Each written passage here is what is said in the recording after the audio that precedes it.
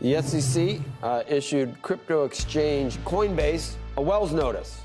Have you ever tried to guess as to what would be the conclusion of the ongoing case between Ripple and the U.S. Securities and Exchange Commission? If you did, you definitely aren't alone on that. From lawyers to simple members of the XRP and general crypto community, people have been sharing their 2 cents about the case, most in favor of Ripple and XRP.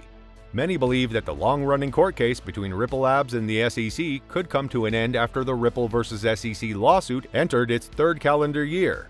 In the latter part of last year, there were speculations on Twitter that the case, which hangs on whether Ripple's XRP token is an unlicensed security, could have been settled that month after an Ask Me Anything with Cardano's Charles Hoskinson. He said that he heard rumors that the XRP v. SEC could be finalized around mid-December. However, Hoskinson later clarified that he was relaying rumors and not anything more concrete, meaning that this piece of XRP lawsuit news ended up being mere speculation. Well, they are obviously mere speculations, as even today we are still awaiting news of the verdict of the case. In January, Ripple CEO Brad Garlinghouse, through an interview, shared their optimism for a ruling in their favor. He told CNBC, "We're optimistic that this will certainly be resolved in 2023 and maybe in the first half. So we'll see how it plays out from here, but I feel very good about where we are relative to the law and the facts." We're now past the first half of the year, so that wasn't a good guess either. However, in the same interview, Garlinghouse shared that he expects the final ruling in the Ripple lawsuit to be handed out in the single-digit months. If that's the case, we have until September to expect a verdict. In light of this, Ripple's top executive has always been vocal about their willingness to settle the case. However, the SEC and its chairperson's view of crypto, in general, is a huge roadblock to that intent. In the latter part of February, Ripple's chief legal officer, Stuart Alderati, shared his expectations that the company would ultimately be successful against the SEC's claim that its XRP cryptocurrency was a security. He tweeted, "The SEC has lost 4 of its last 5 cases in the Supreme Court thanks to the few that had the courage and resources to fight back against the SEC's bullying and clinging to stretch legal positions that were not faithful to the law."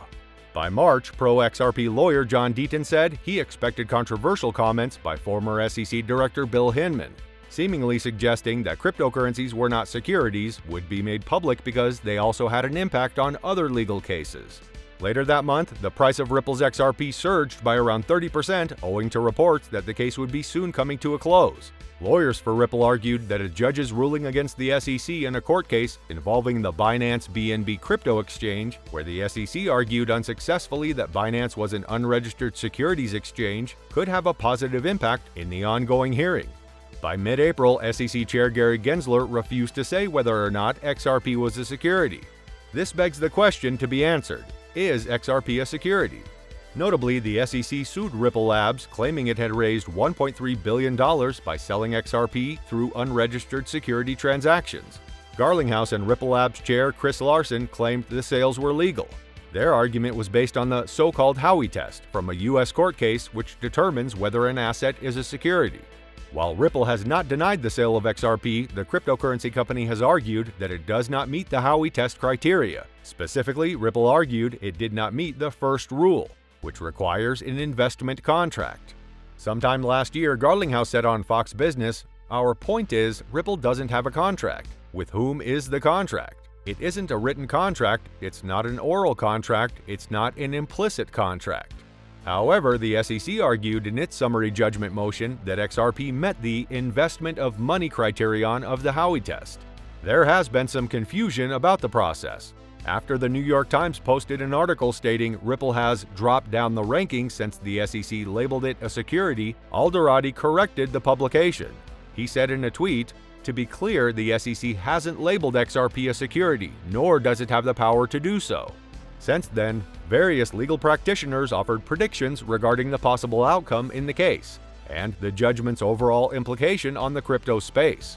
In a recent tweet from John Deaton, he maintained that the controversial Hinman documents will be eventually made public despite the SEC's objection.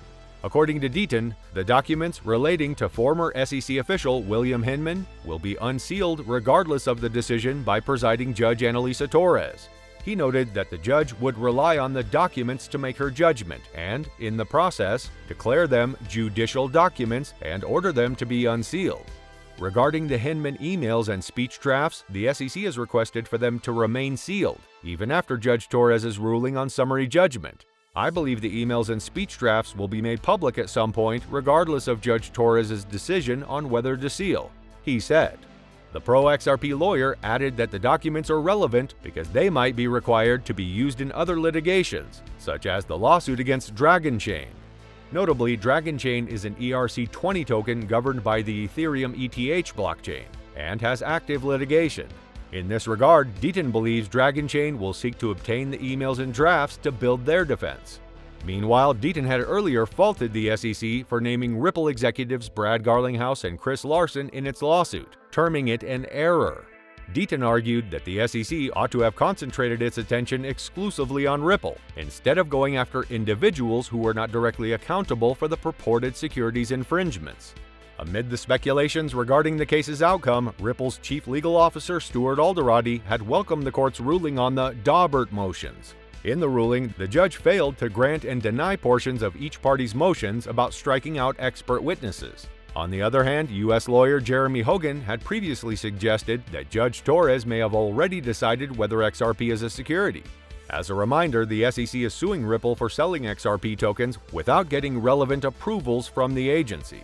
Meanwhile, according to ex-attorney and Evernode XRPL co-founder Scott Chamberlain, neither the SEC nor the XRP community appears to have gained an advantage from the recent judgment.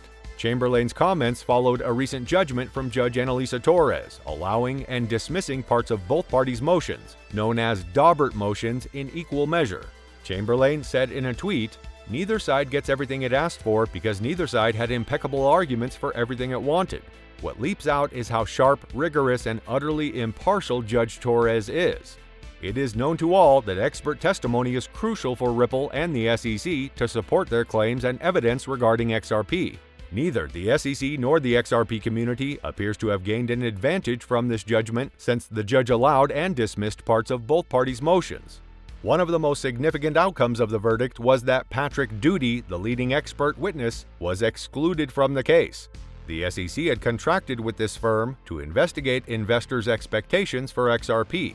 Another unfortunate consequence of the Daubert challenges was that SEC attorneys attempted to have Judge Torres exclude Johnny Deaton, an attorney for the XRP community, from participating in the lawsuit, in part because Deaton had disclosed the name of the SEC's expert witness. However, the judge did not ban Deaton, but instead agreed with him that Doody should not testify for XRP holders in court. Deaton also expressed his opinion on Twitter, backing Chamberlain. "I believe the expert's preclusion is fatal for the SEC's summary judgment motion," he said. XRP community attorney Jeremy Hogan voiced similar opinions, stating that the SEC must demonstrate that investors had a responsible expectation of profits from Ripple's efforts and that Doody was key in establishing this. And the judge just struck the SEC's only expert witness on that subject. So, now, how the heck can the SEC prove reasonable reliance? Who will testify? Hogan wrote.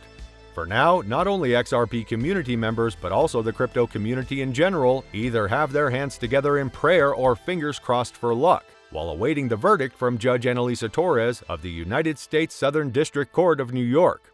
The entire crypto space, despite being rivals in the industry, has built a united front for now, standing beside and behind Ripple in its battle against the SEC. This isn't much of a surprise given that the SEC is currently a common enemy. It's no secret that whatever the conclusion of the case, it will have a big impact on the entire crypto space. While waiting for a ruling, make sure to hit the subscribe button to be updated.